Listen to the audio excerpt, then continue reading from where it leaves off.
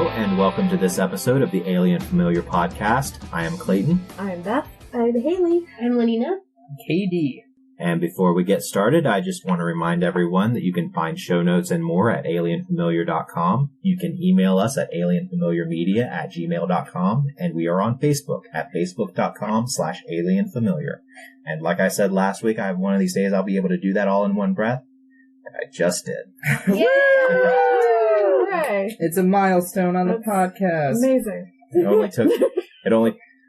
Don't be too enthusiastic there, dear. I just enjoy watching, like, whenever you're reading this stuff, you put your hands, like, you put your fists on your hips, and you do, like, this power pose while you're reading it. Well, it's to open up my diaphragm so that I can get it all out. In one breath. In one breath. It's a strategic positioning. Yep. It's not like a patriarchal thing.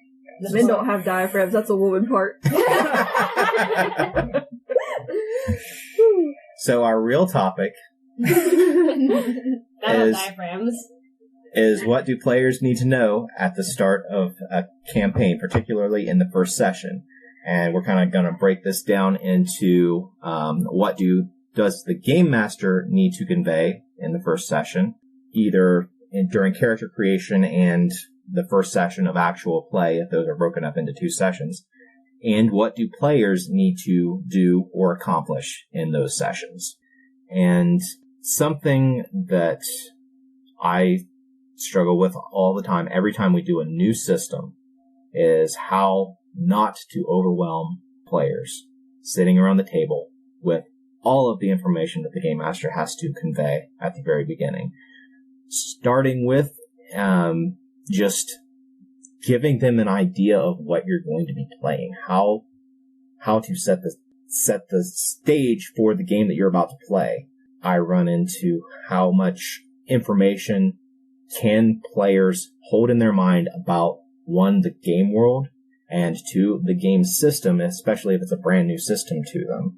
I've gotten to the point where if I can't say all of the lore that is necessary to create a character in 10 bullet points, I feel like I've got too much information to give them to get their ideas flowing for the types of characters that they want to make. Kyle, you've gone over, you've given, you have a different tactic for this. Yeah. I've definitely made my error there. I've talked about it in one of the most recent podcasts, but I used to typically just type out pages upon pages of documents of lore and background and setting and everything players need to know, and including also mechanics. This isn't just based on the lore. So then I had my own sort of rudimentary tome or rule book that I then just sort of toss at the players and be like, figure it out. Mm-hmm. Like, read up. This is your homework, which understandably is not the best way to start off a campaign. It definitely puts too much, I think, on the player's shoulders starting off.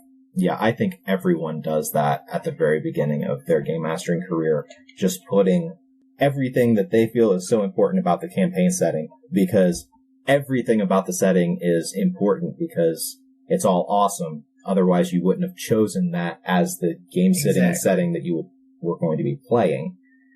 But it's so easy to overwhelm everybody sitting around. I think of poor Beth with just getting inundated with everything, and just it causes analysis paralysis in the players when they're given all of that. It's just a huge info dump at the very beginning. Mm-hmm. And like I said on that previous podcast too, it's different if you built this world together, like you're 4 games into a world at this point, not just one campaign, and maybe you all know the major players, the factions, the world itself, because you've all played in it. Mm-hmm. But yeah, just starting off a campaign, and again, like you say, Clayton, people are going to think, wow, that's so important. And it probably is to you, because you're the one that has to manage the world. But you can't just expect everyone to immediately memorize that information and be able to regurgitate it back to you, essentially. Yeah, that's definitely a strength of some of the new wave of games, the more story-based games, beginning with Fate and kind of going into Powered by the Apocalypse games, where at the very beginning of the campaign, it's all collaboratively done. The campaign world is collaboratively decided upon by the players. world creation and character creation are kind of go hand in hand in both of those rule systems. But like whenever you're playing an older system, like Dungeons and Dragons, while the new edition of it is very recent, all of the paradigms of Dungeons and Dragons goes back to the birth of the hobby some 40 plus years ago. And a lot of those old tropes of just players just showing up green and bright-eyed and bushy-tailed in this in this world with absolutely no idea of like history. Fantasy tropes. Yeah.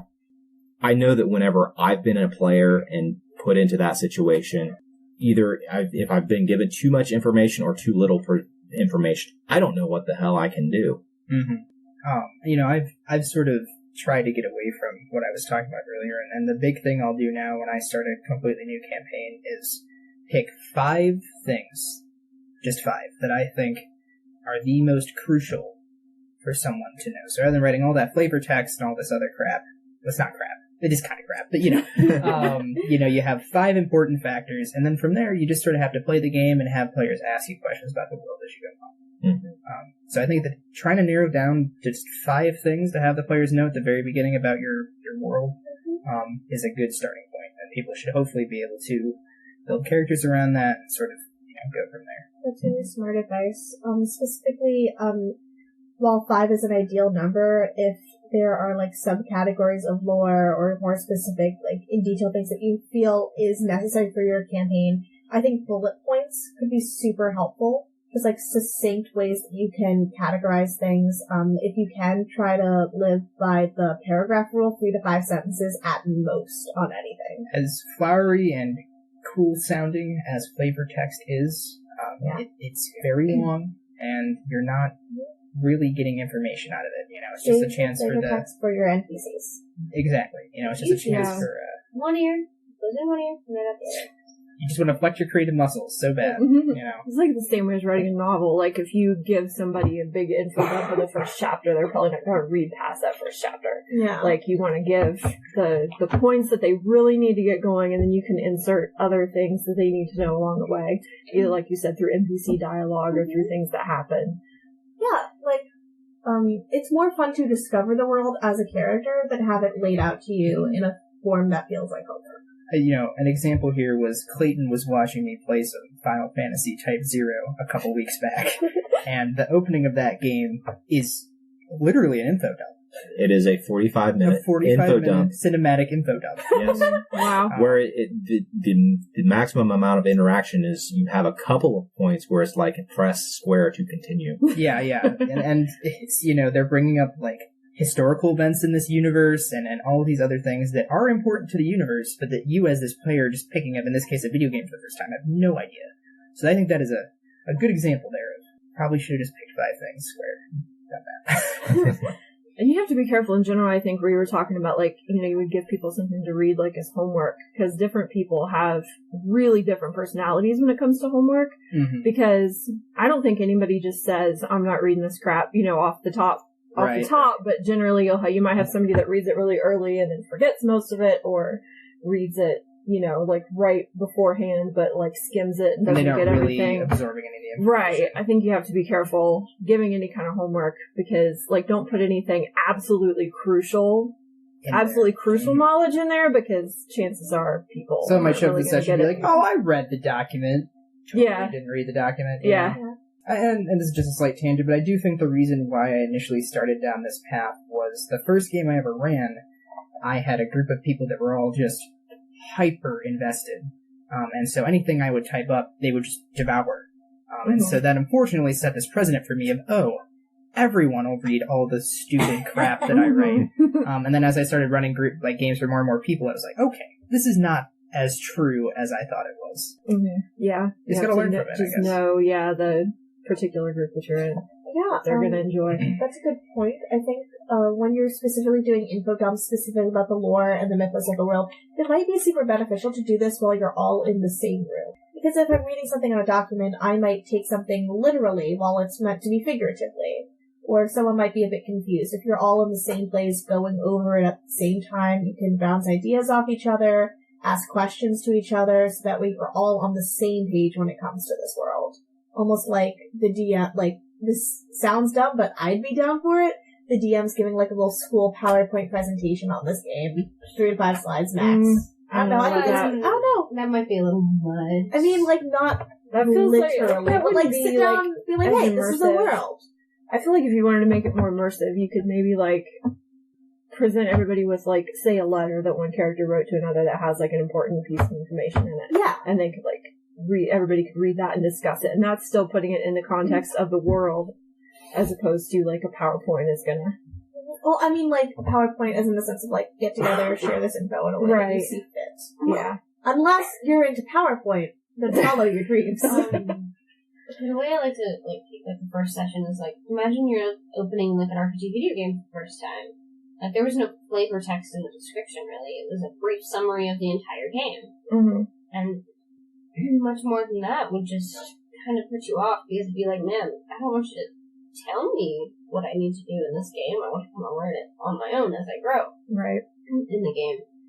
So I feel like if it's vital enough to be told to the players, it doesn't need to be in like a backstory of a prologue of the game. It just kind of happens as the story progresses. Mm-hmm.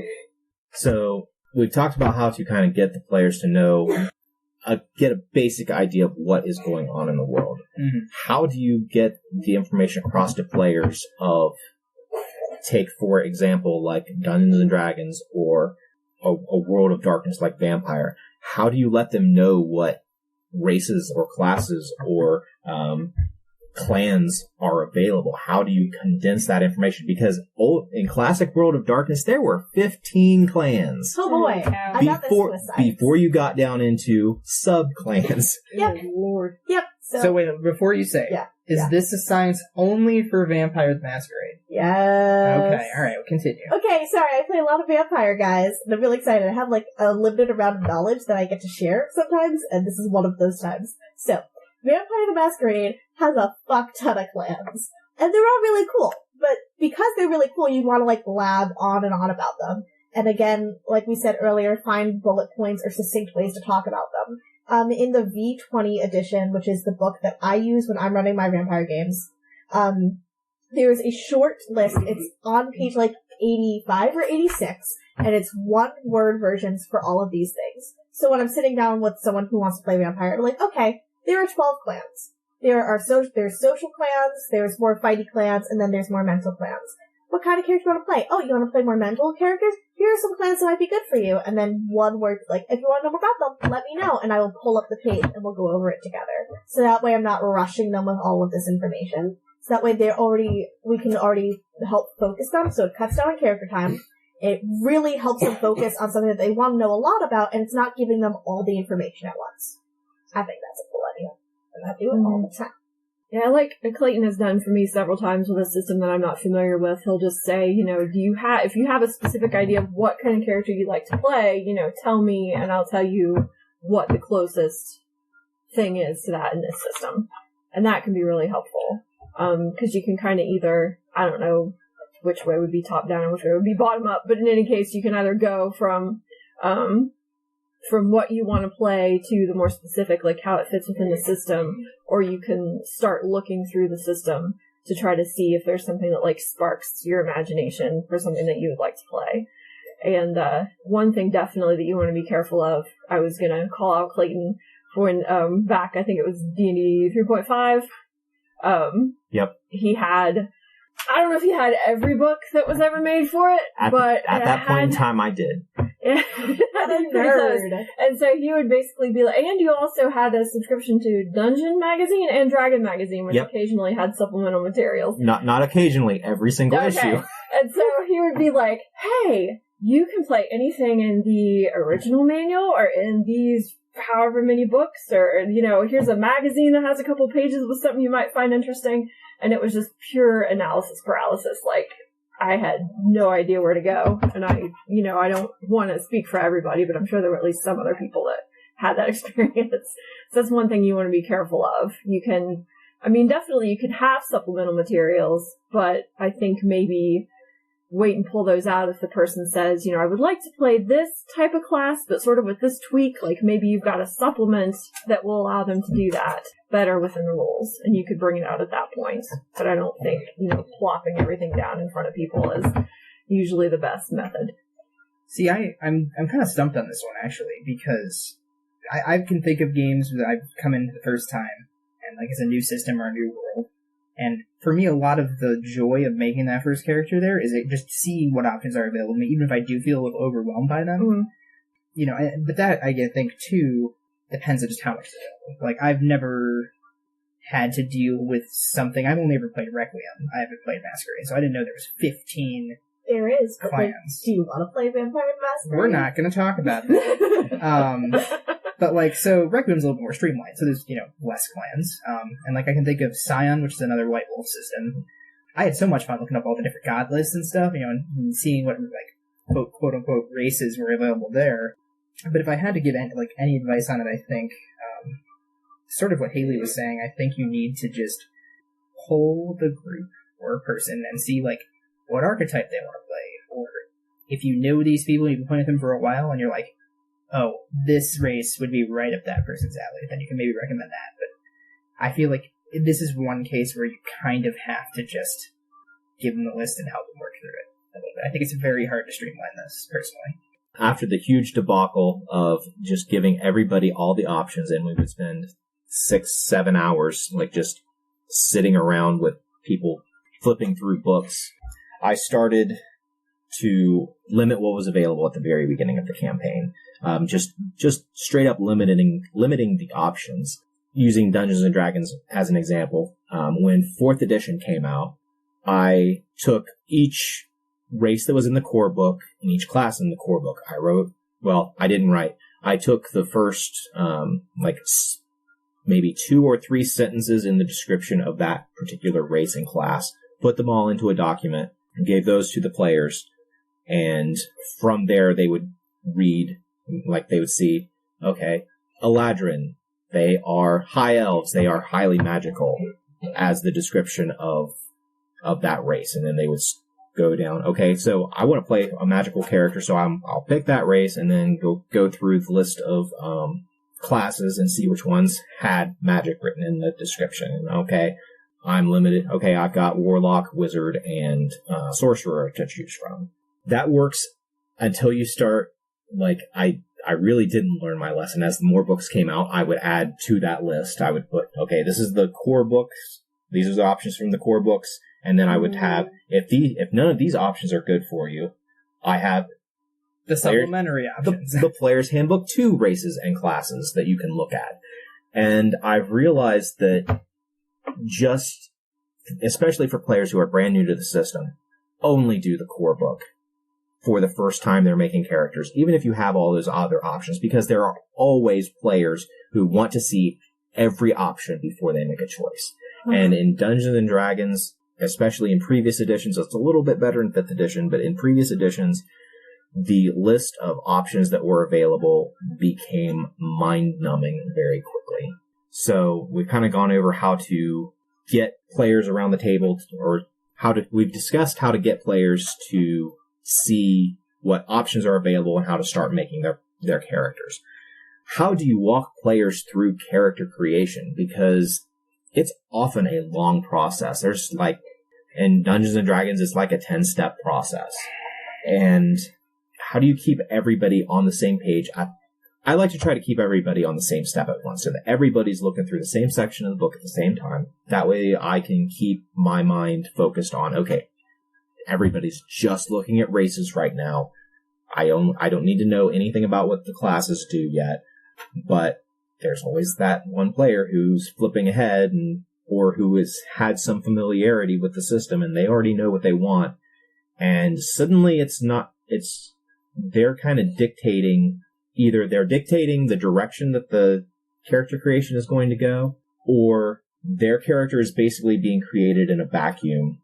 Everybody else is making characters that are kind of synergetic to each other, except for the one guy who's already shown up, has a character in mind, has pretty much everything done.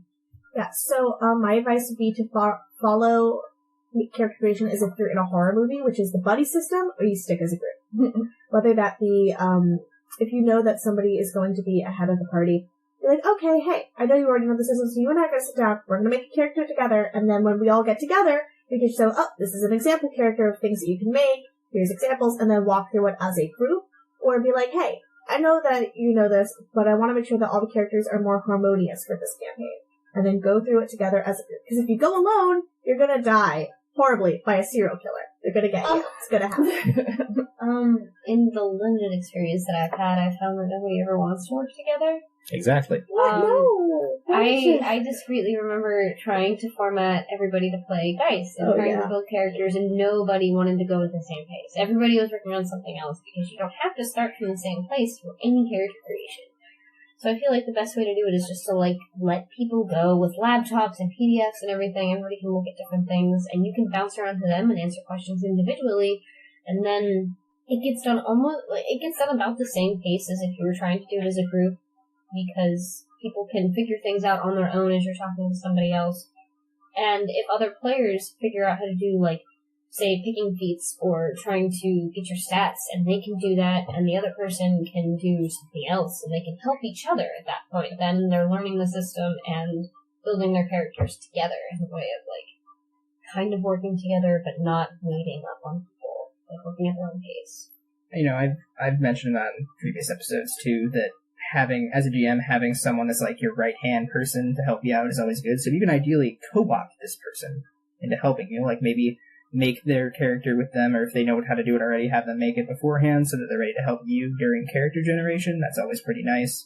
To get around the synergy aspect, I would probably say that that'll just have to come through the game itself. Maybe they'll have to pick up something extra, or maybe they'll have to make a slight edit or alteration to their character to help them synergize with the party better.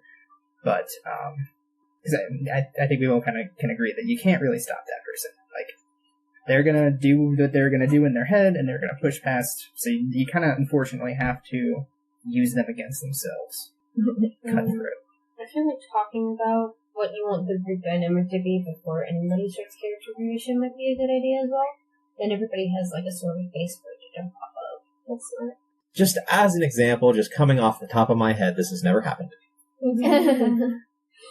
We're going to sit around and we've all decided we're going to play in this world, and we've named the world, we've created the world. I'm the game master, I'm coming in and saying, okay, everybody, we are going to play a campaign in which everybody here is a part of a mercenary band. And there's a player who says, you know what, I'm going to play a pacifist. I'm not going to have any combat ability. Well, every company needs a healer. I can't imagine what you're talking about, Clayton. I really can't. I don't know anyone at this table that's done that. I don't feel called out at all. I mean, to be fair, we have 2 people at this table. Yeah, but I've actually killed. Yes, you have. Yeah, she's but you are supposed to be our spy. Well, I'm not a very good spy. She's a she walks spy. she walks into taverns saying, I'm a spy. She has a heart of gold. Okay. Well, anyway, so that's a fair point, though. You know, we had a group dynamic in mind, and then you 2 came in and just upended the whole thing. To be fair, I wasn't entirely sure what the idea behind mercenary group was, and I'm just like, I can help and be the manager and not have to do things. Oh, it's like an athletic high school team. You can be like the team manager. Yep. That's exciting. Just like, I saw pacifists in the hindrances, and I was like, that could be fun. Do you think Solixer will ever take life? Well, you've heard undead things. Does that count? Considering I'm using healing to do it, I don't know. I've definitely bent the rules of pacifist a lot, but we haven't been playing with the hindrances a ton. I feel like we've left them kind of go barren. I feel like we've left them more as an RP guide rather than a rules guide. Because I had the monologuer thing, but because we stopped doing the handouts, it became kind of like not a thing that I ended up using. The fire one came in handy, though. Yeah. No. That's you bring up a very fair point there, Clayton. Sometimes your players are assholes. You can come into group set like a group thing and I've done this before where we've all decided on a group dynamic, and then for whatever reason I have like a weird inkling to play something different. I come in on the day of character creation. I'm like, all right, everybody, I know I said I was going to play the cleric, but I'm now a druid, and everyone's just like, why? Like, why would you ever want to do that? And I'm like, well, so you can't control players. But the druid does have some healing spells. Yeah, just very minor ones. Considering we lost most of our the other half of because Corey was our other healer, and I know that Nina and Beth both were mundane healers as well, but it ended up lots of people left, and then we had an army to do the fighting for us. So basically, all I did was heal anyway. I'm going to say more about that in our wrap up of Avena, but I really want to hear from you when we do talk about that, if you've just felt left out, because that's been a constant worry of mine, is that I'm trying to go by what you wanted as a player, but I'm really afraid of just you sitting there not enjoying the game because of that decision very early on. Mm-hmm. How do you convey that information so that players know what they're getting into when they make a decision like that? That's a lot to consider. And if it's especially if it's a new system, or in our case, like a system that only partially existed because we didn't know the world until after we made it, I feel like it's hard to know what you're getting into no matter what character you're playing. I feel like that's a very big statement. Like, you can always have a backbone of, like, this is kind of what we want to do, but very rarely have I found that do ideas in games go the way they went, or the way that we thought they would go. Because I don't know if I've ever seen a GM actually fully get every session, or not every session, but the first session turns out how they thought it would go. It's very rare.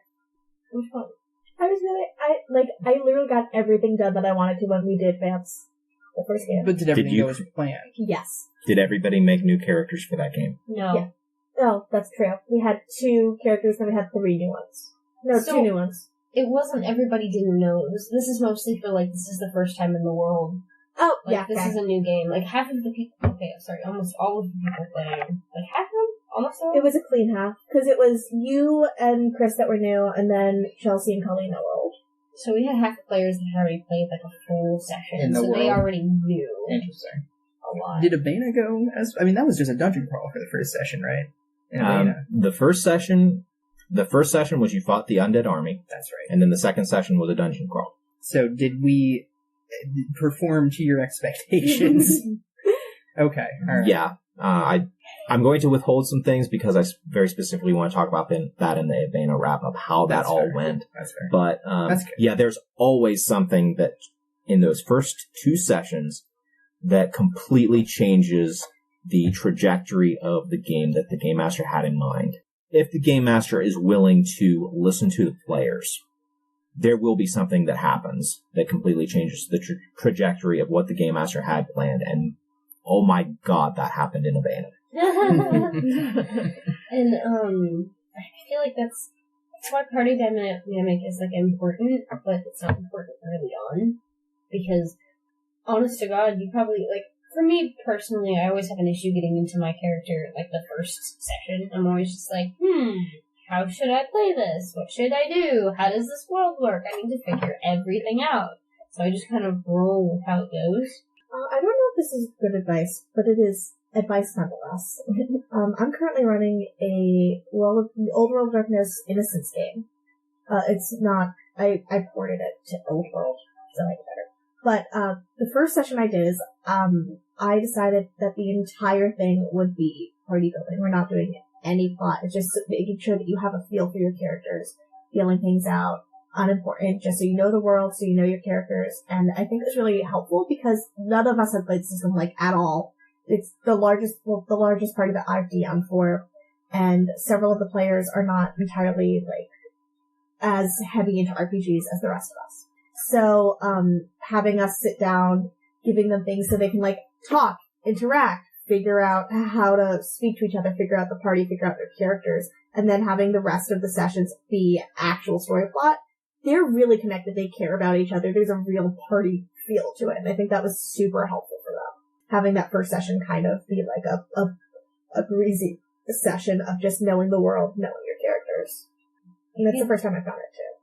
I feel like something similar is playing a one-shot in the world instead of having like a full-length campaign, and like especially if it's like with at least maybe like half the players or even like 2 or 3 of the players, depending on the size of the group, like taking it and just going to hell with it and having like pre-generated characters and one-shots just to see how the world is and understand what you're going to need in it, and then come up with a party dynamic. That could be a good idea of to get everybody prepared and to how to what was it you said to establish party dynamic? Nope. Synergy? Nope. What they're in for. We kind of talked about how to just basically build the characters. The last thing that is a part of every character creation system, the part that I hate the most, whether it's a first level character and even worse if it's an advanced character who has more money, is how to deal with starting equipment. But I really like the Apocalyptia of just randomizing it. I think that is great, and it is my favorite way to do it because I hate buying equipment. It's my least favorite thing to do. Yep. I'm not very rules heavy. I am rules light, like a cores light, like not even rules involved. So, for example, if you say, yes, my character would have that for this and this reason in my backstory, and that's why it would make sense, I'm like, yes, go have fun. Have your sawed-off shotgun. Have your unlimited amount of cigarettes. Follow your dreams. As long as it makes sense for your role-playing system in the beginning of character creation, then yeah, if you want to buy stuff in-game, you should be able to do that and figure out the currency and the situation. But it's character creation. I say have fun with it. If you have a reason for your character to have something, I don't know, have fun. But a corollary with that is just, if you just let players have the equipment that would make sense for them to have, or you give them just a pre-assembled package of equipment. Something that I've seen happen is that then in the campaign, players don't know the value of the money that they pick up. They don't know whether a copper piece is a lot of money, or whether a silver piece is a lot of money, a gold piece is a lot of money, a platinum piece is a lot of money.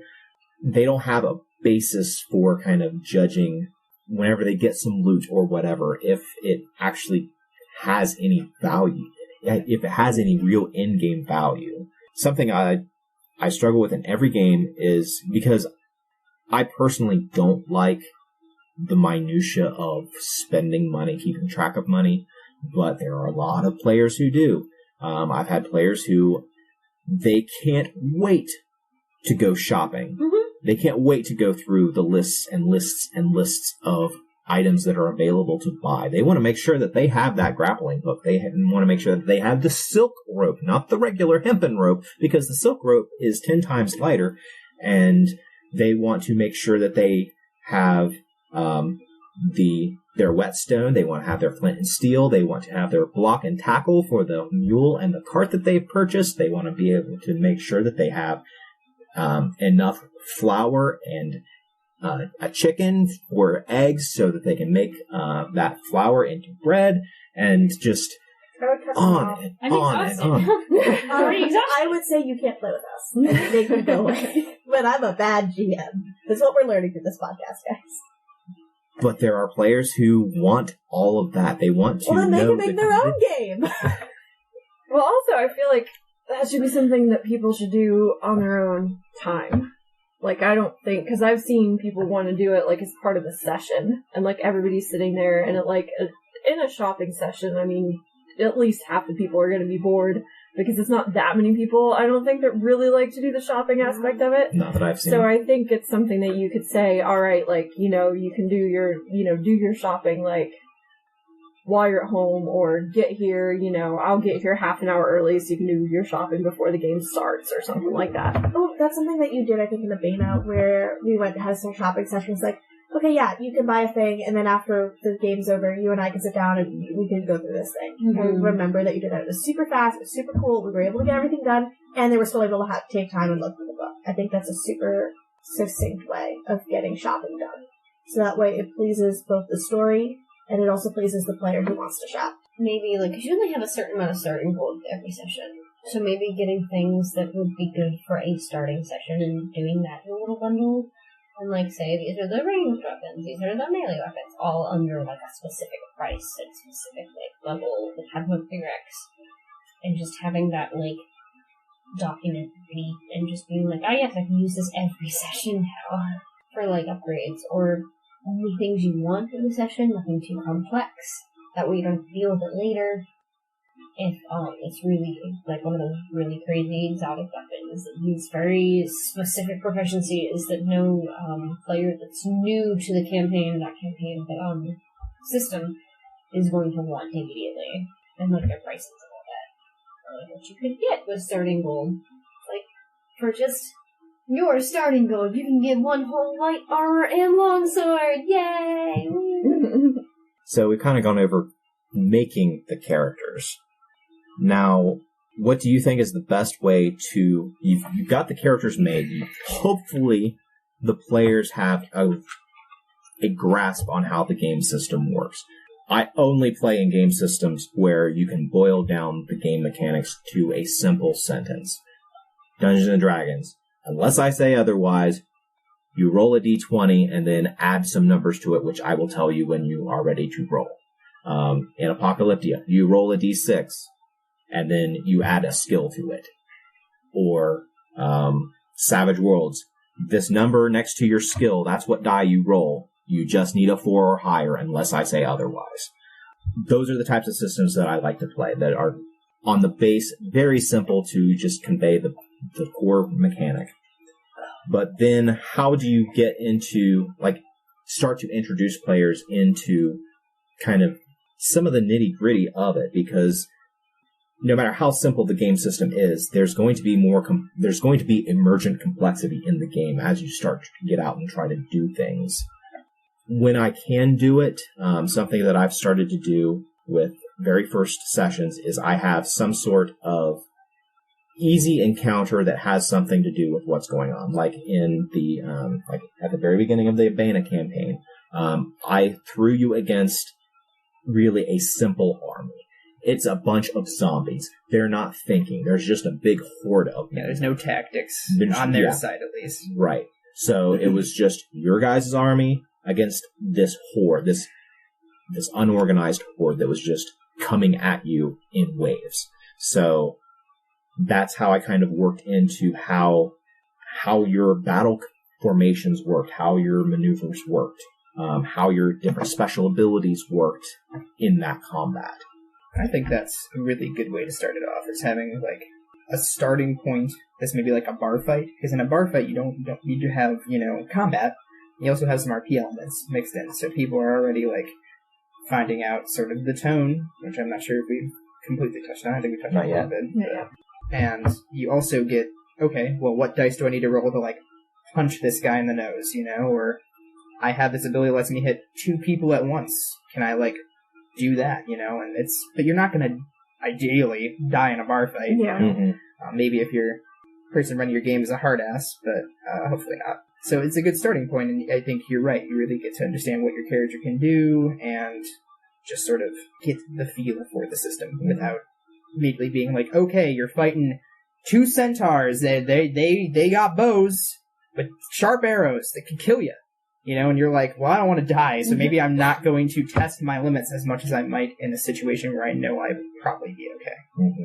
Something else I've done, the instance where I did it was in a fantasy setting, but this could very easily be ported over into pretty much any setting. I had the town in which the player characters started out.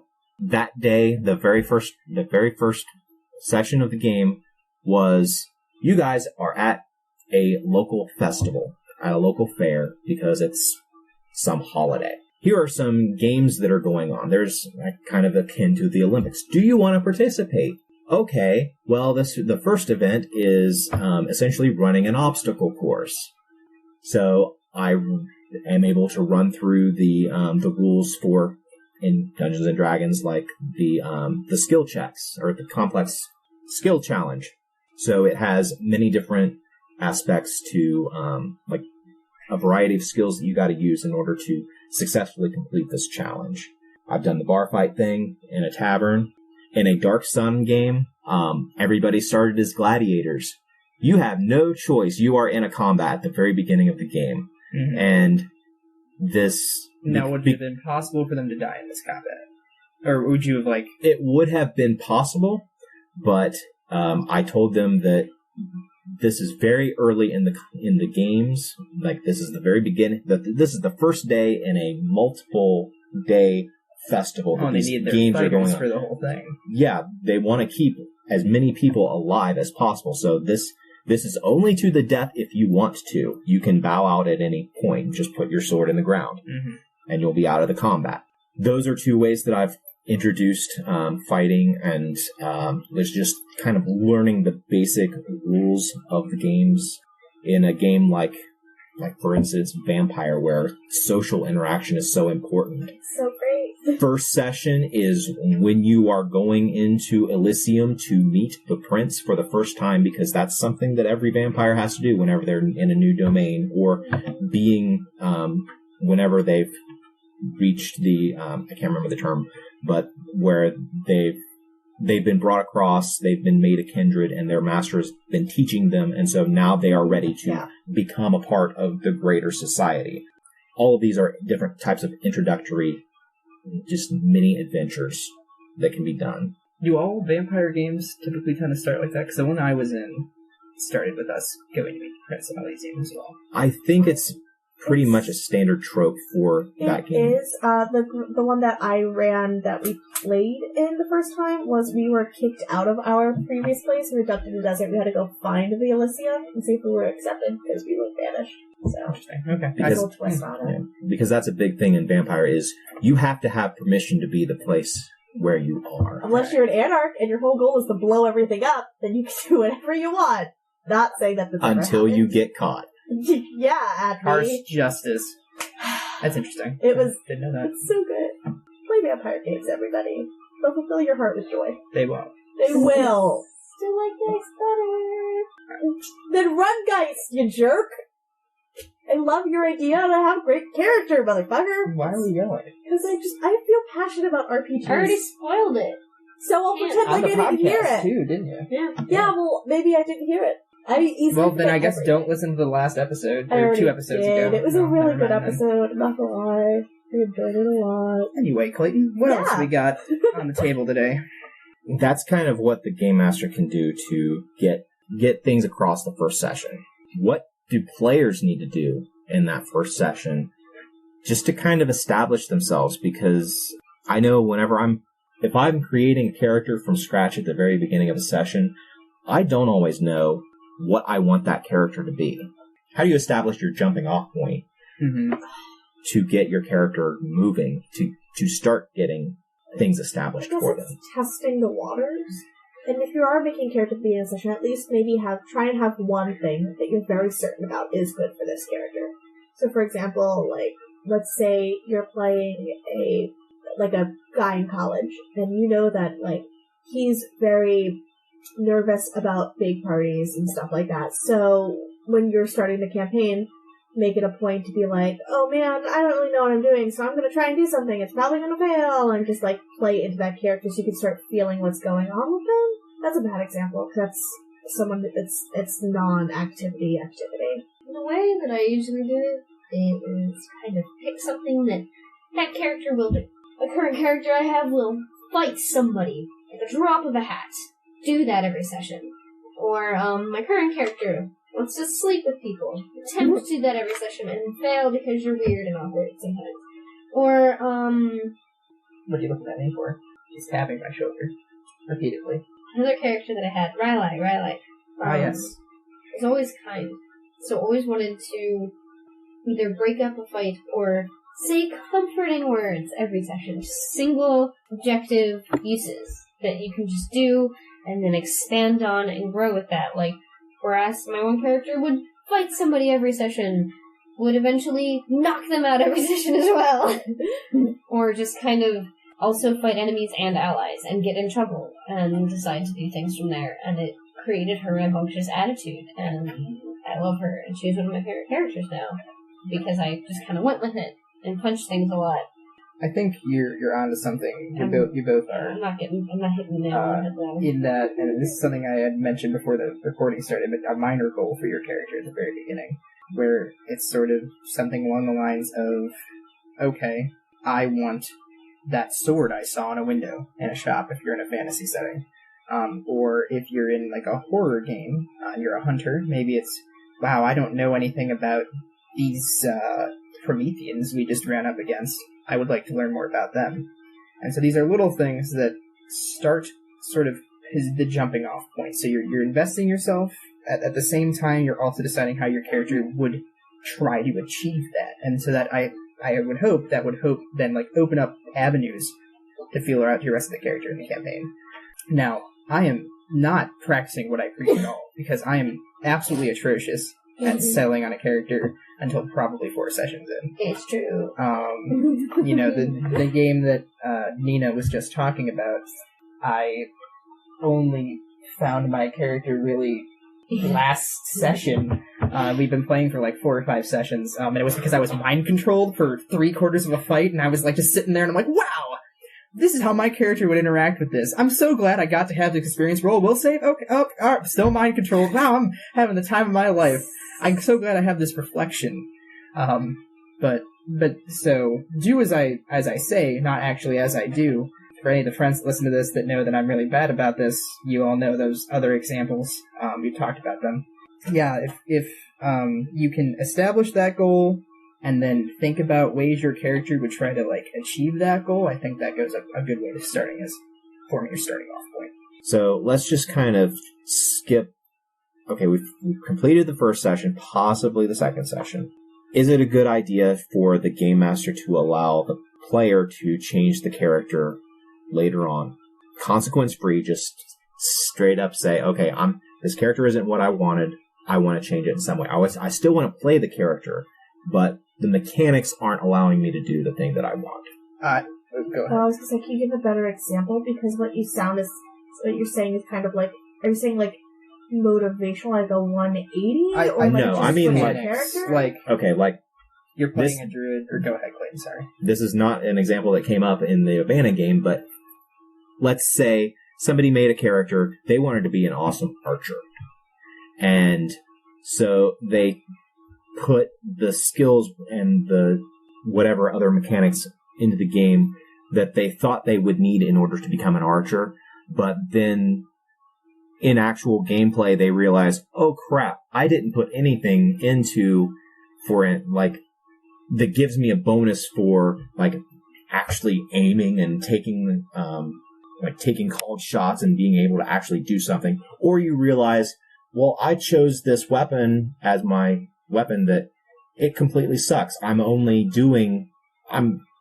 being far outpaced in damage by every other player character there because I chose to have a rapier because I thought the rapier was cool, but come to find out that the rapier is only slightly better than a dagger as far as damage, and in Savage Worlds, it gives me a bonus to parry, but think of the finesse. What you thought you wanted for the character just isn't mechanically working out.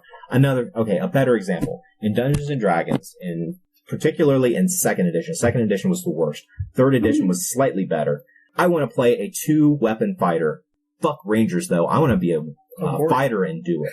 Or worse, I want to be a barbarian and do it. You pick up your two axes and you run into combat and you swing, and let's say this is 2nd edition. Okay, the game master says, give me a roll, and your first attack is at a -10, and your second attack is at a -8. And you're like, well, someone forgot dual weapon fighting. This is 2nd edition. Dual weapon fighting didn't exist. So you're even more fucked. You're just like, this doesn't work at a mechanical level at all. Right. Maybe you guys should have had a talk when you sat down and made characters. Or the hypothetical people. Well, yeah, I mean, it's up to the GM, but also but talk what if, to your players, figure it out. But what if, like, you're going through character creation and then they get to the equipment buying phase and they're like, you know what, I can't afford 2 axes. I'm going to take 2 axes and dual wield them.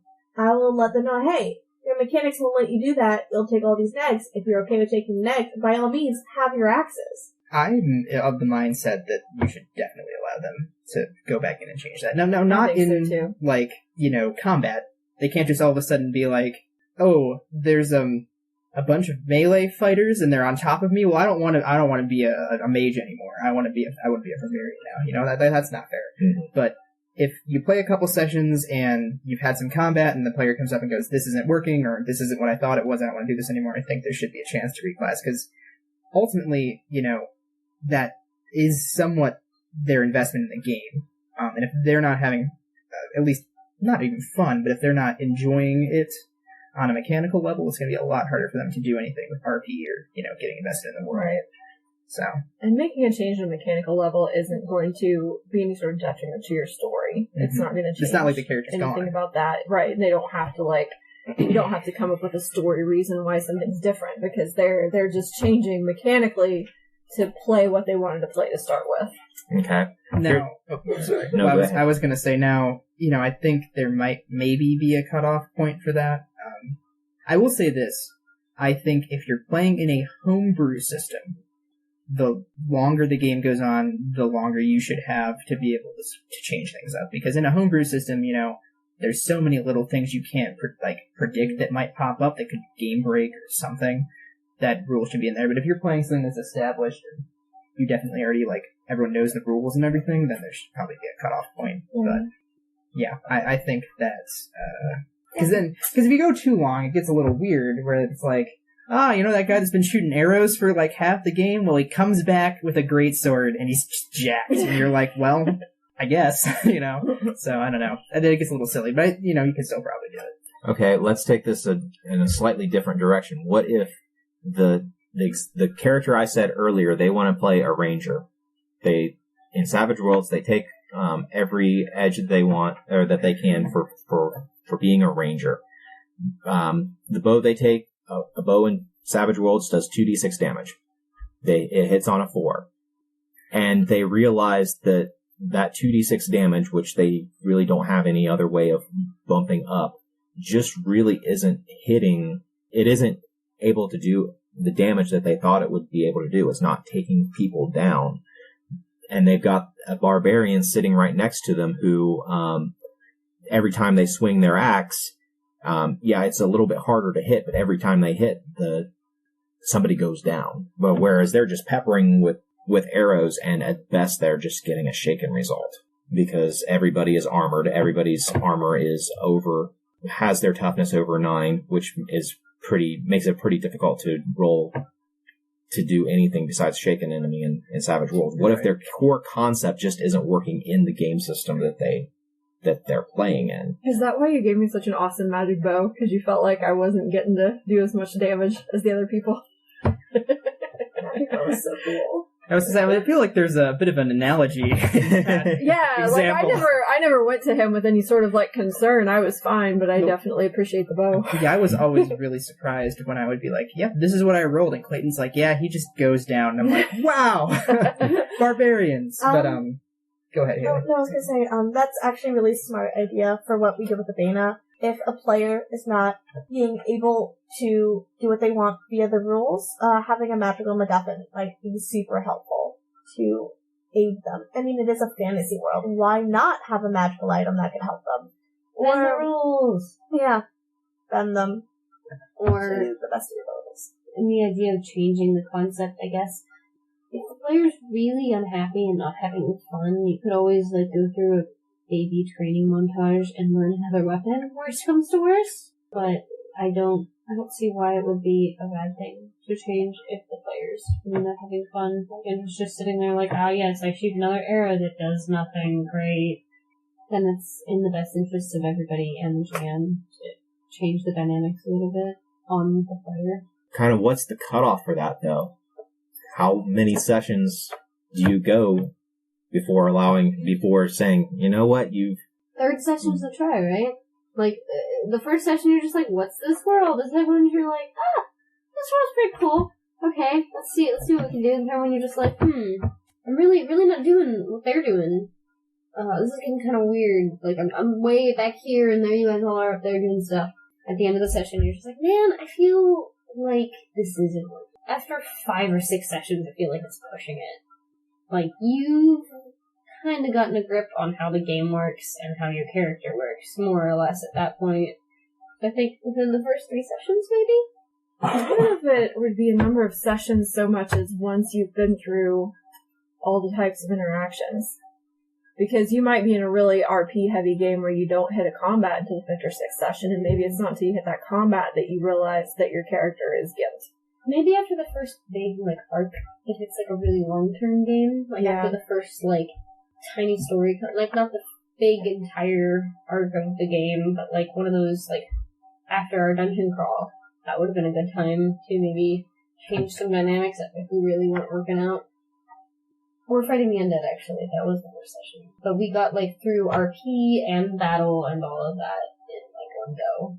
I mean, people can probably tell this from me, but I'm pretty lenient when it comes to players wanting to do things or change things. I'm not opposed to even halfway through the campaign. I'm saying I want to do something different with this character. Just so long as it isn't, like, I want to do something different, because then you have to sit down with him and be like, well... You're gonna work it into the story. You're gonna work it into the story, because, like, your character's already there. You know, I've had situations where a character gets frustrated, ends up in prison, and is like, well, like, I'm frustrated with the way my character was going, and their mechanical build, so I'm like, well, that works out fine. Like, your character sits in prison, this new guy shows up, joins the party. Not every situation's that simple. Like, what if you're the leader of a group, and you're in charge of people, and then all of a sudden you're like, well, I'm not enjoying myself, and so, then what do you do? And then you really have to sit down and be like, ugh, like, you're in charge of people, man. You can't just leave. You could die for a few sessions and then come back like Jesus. You could. But then they could just not be general anymore. Man, there's so many references to something I don't know about. Yeah, ooh. But, yeah, I don't know. I really think that, like, just change up your mechanics is okay, like, at any point, because... Yeah. I kind of feel like I would probably feel that way too because that would be a big game killer for somebody, like, really not enjoying their character. And it just doesn't seem like a huge problem to change just mechanics at any point. I feel like it's all GM discretion. Like, as long as you sit down and, talk to your GM, like previous statements have been made, I feel like just about anything can be done in a game as long as the GM is okay with it. Yeah, I was just speaking of synergy, in a situation right now where I'm thinking about I might have to sort of change the mechanics of a character in another game I'm in, and it's one of those things where I hadn't come in late to the game, but I did change my entire character concept of what I wanted to do right before the first session started, and so I wasn't really aware of what everyone else was doing with their characters, and I came in trying to play like a brawler, only to find out we had 3 to 5 other brawlers in the party, and I'm like, we're not brawlers, but at least like hand-to-hand combat people. And so I'm like, well, we're gonna give it a shot. We'll see where it goes. But like, I feel like there are people that do things better than my character does, so I'm sort of sitting on my reset button, and I'm not sure if I want to push it yet. But so I guess that's maybe why I'm feeling as lenient toward this topic at this particular moment. But I don't know, like, but that's your enjoyment, though. Your enjoyment comes from, like, wow, I get to watch my character do this, whether it's in combat or not. If you're not getting that, that's something you gotta deal with. Mm-hmm. To echo what's already been said, I usually wait till the end of the first adventure arc in Abena. It wasn't the first session, it wasn't the session where you guys did the dungeon crawl, it wasn't even the session where you guys spent time in town, like, celebrating. Mm-hmm. It was before you guys set off to go to the Tomb of Horrors. That was the cutoff for whether or not you could change your character. And I feel like, even though no one took me up on the offer to change their character in any way, I feel like it was, everybody could see that their character was doing the thing that they wanted that character to do. Okay, something I wanted to say about tone, is that I think that players need to be really respectful of whatever tone, like, not just the GM, but, like, the majority of other people decide they want. Like, if everybody has decided that they want a serious game, like, don't, just name your character Bob, or Tits McGee or something like that, like don't use that kind of Dan Gleesack. Yeah. Don't use that type of a name just because you've decided you want to be funny, because it really can, affect everybody else's immersion. Small details like that. And then it ruins kind of the mood in the game. Yeah. Right. Yeah, learning to read the tone for that first session and seeing what the world is and what the tone of the game as a whole is going to be is very important, because on the flip side of that too, you don't want to come into sort of a wacky thing and then, you're over there I'm a hardcore Russian ace pilot. Now I need to fight him. All the Nazis, they're dead. And everyone else is just this is a Indiana Jones style adventure. There aren't even Nazis here. What are you doing? Which I almost feel like a character played seriously in a humorous game can be kind of funny. You could do a straight man in a way. Right. Yeah. But definitely do not do a comedic character in a game that's intended to be dark or serious. No, I completely agree. Just don't do it, because it's rude and it doesn't work. And that's the right way to do it. I'm going to take the fear of the boot stance on this one. I'm going to say it's the right way to do it. So you hit the table. Everyone else is wrong. I hear counterpoint coming. Yeah. It's not really a counterpoint. I entirely agree. It's just an example that I have of Dark Sun is a fucking bleak setting for Dungeons and Dragons. I feel like I can be a pretty fucking bleak game master. Really just crush all hope out of the players whenever I need to. Kind of a fucking bleak human being. Oh no! You're loving stuff. You're a bleak human being. You're a bleak human being. Wow. I love you. And That's a backhand love. It's a big... It's going in my quote book. So my point is I was doing this Dark Sun. It's hardcore survival. You get out in the middle of the desert and you don't have food and water, you are fucked.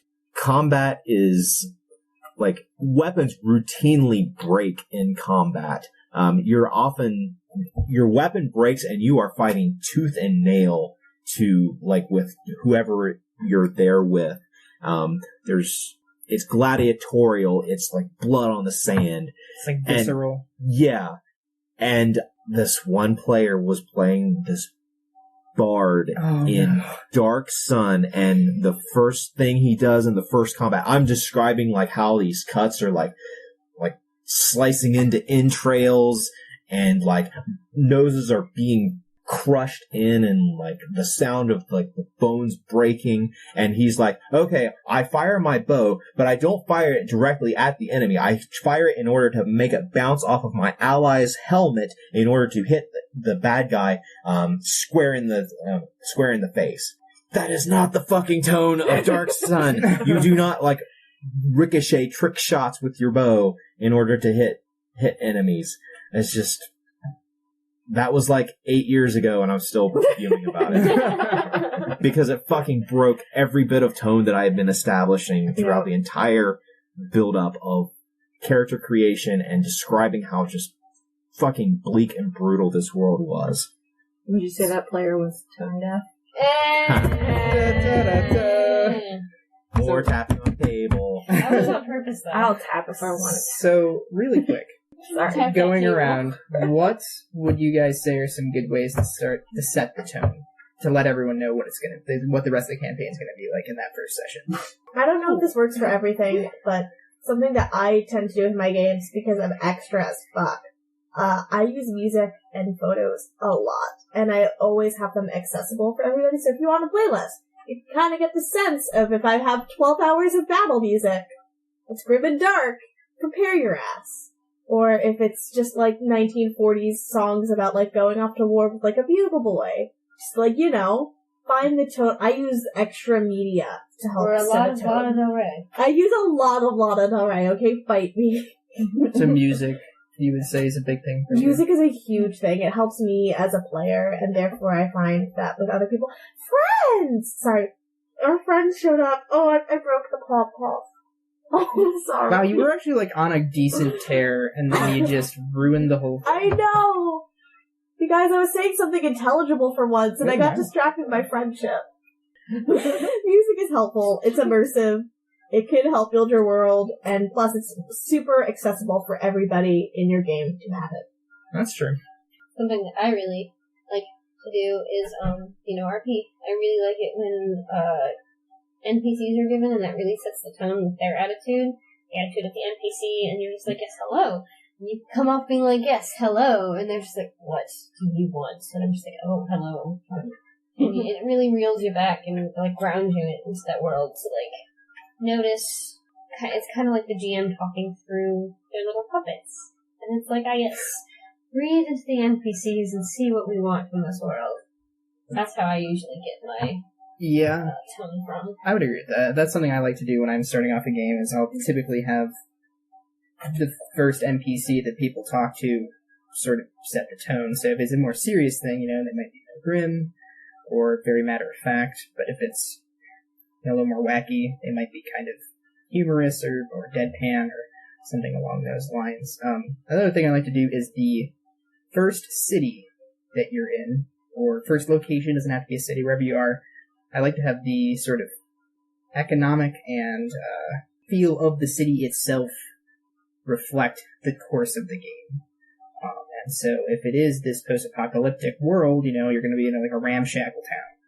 If it's going to be more of a wacky game, maybe it's more of a modern setting, modern city, that sort of thing. I try to have the words that I use to describe everything that's going on in some way reflect the tone that I'm going for. Like if I'm going for a gritty tone, things are bleak, things are dark. Everything's got some dirt on it. I kind of feel like it's okay, at the start of your character creation session to just come straight out and say, here's what, the tone is going to be, to try to prevent, people making, like, characters that aren't going to fit with the tone. Yeah, just cut the bullshit and be like, alright, don't make a humorous character. Yep. That's not a bad idea either. Yeah. Clayton and I are over here like, yes, we craft these cities that'll let everyone know just how intricate the universe is and the tone we are trying to set. I think that's important to do too, because you want your world to like fit with the tone that you've said you're going to establish. Mm-hmm. Like you would want to tell them like one tone, and then but just to go ahead and start out with telling them what the tone is going to be, so that they know what kind of characters to create. Yeah, the history game I ran, I can't tell you how many times I had to tell people not to be an asshole. And, no, racist bullshit. Like, it's not funny. This is a serious game. You gotta play it straight, No racist bullshit anyway. Right, no, definitely, I agree with that. But specifically in that case, because it was set in the Crusades time, I thought people felt like you gave them a license to just be worse than normal. Yeah. So. Alright, guys, what do you say we stop this bullshit and start rolling some dice? Hooray!